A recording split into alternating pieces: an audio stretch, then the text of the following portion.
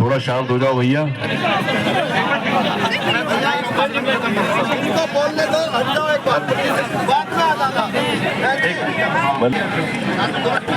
बहुत सौभाग्य है मेरा, मैं मानता हूं कि आज मैं इस तपोभूमि पर हूं। तो सर्वप्रथम मैं स्वामी श्रद्धानंद जी महाराज को कोटि कोटि प्रणाम करता हूं, नमन करता हूं, इस तपोभूमि को नमन करता हूं।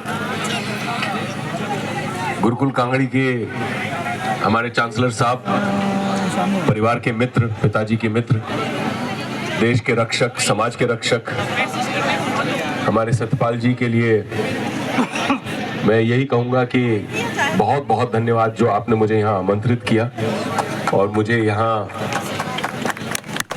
कल रात मिले वो, और जिस तरह से वो बता रहे थे गुरुकुल कांगड़ी की हिस्ट्री, बता रहे थे कि किस तरह से स्वामी श्रद्धानंद जी ने 1902 में यहाँ पे इस इमारत को खड़ा किया।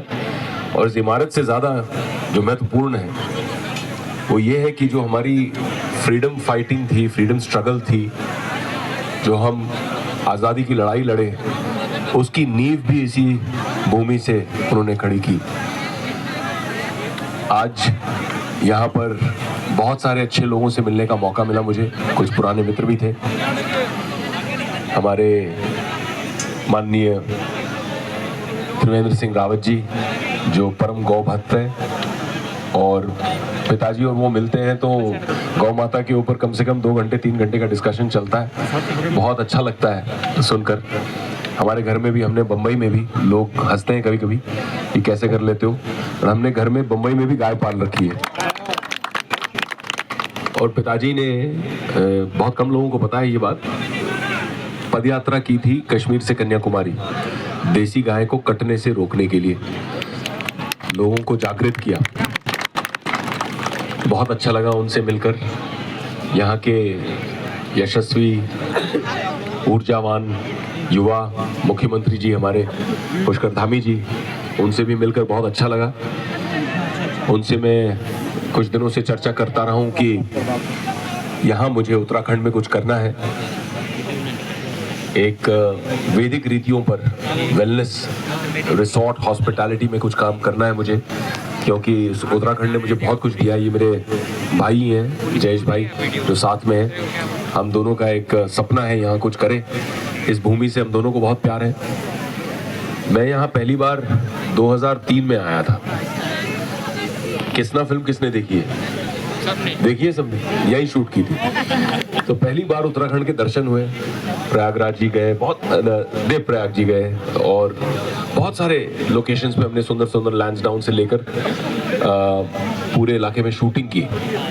अंत में एक दिन शूटिंग करने के लिए हम पहुंचे ऋषिकेश, परमार्थ निकेतन है गंगा तट पर। और संजोग से उस दिन मैं साधु के चोले में, एक पार्ट है पिक्चर का जहाँ पे मैं, किसना जो है वो साधु का चोला पहनता है, दाढ़ी मूंछ लंबी करके, सब नकली दाढ़ी भेस बदल के वो छुपता है अंग्रेज सरकार से। तो मैं साधु के चोले में था और हमें वहाँ पे गंगा आरती के समय शूटिंग करनी थी। अब संजोग से ऐसा हुआ कि शूटिंग की कुछ प्रॉब्लम्स आ गई कैमरा की। तो हमने देखा वहाँ आरती शुरू हो रही है, हमारे मुनि जी वहाँ पे आरती शुरू कर रहे हैं, तो हम भी जाके बैठ गए। अब उन्होंने पहचाना नहीं, उनको लगा कि कोई साधु संत आए हैं, उन्होंने भी हाथ पकड़ के बैठा लिया, बोला बैठिए आप भी आहुति दीजिए यज्ञ में, आप भी हमारे साथ भजन कीर्तन कीजिए। तो हम भी करने लग गए। साधु नकली थे, लेकिन जो भावनाएं उत्पन्न हुई वो बहुत असली थी। आंखों से आंसू बहने लग गए। बहुत अच्छा लगा, ऐसा आनंद पाया कि पता नहीं कहाँ आ गया हूँ मैं। और पहली बार कभी ऋषिकेश पहली बार आया था मैं, और गंगा मैया से ऐसा प्रेम हो गया उस शाम को कि उसके बाद शूटिंग वाले हमें ढूंढते रहे।